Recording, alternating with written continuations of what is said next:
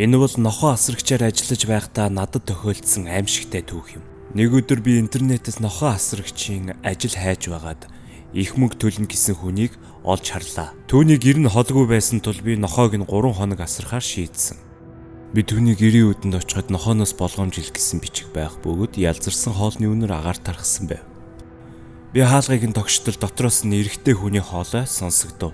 Тэгээд эрхийлэхдээ хаалга нээлттэй байгаа ороорой.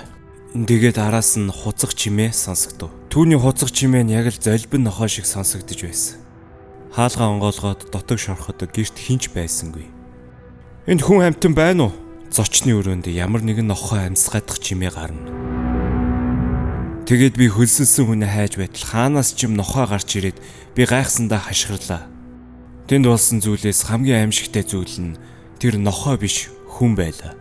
Дөрвөн хөлөөрөө мүлхэж яваа хүн яг л гэрийн тэжээвэр амьтан шиг над руу ойртож байсан. Тэр 30 гаруй насны эрэгтэй хүн бололтой.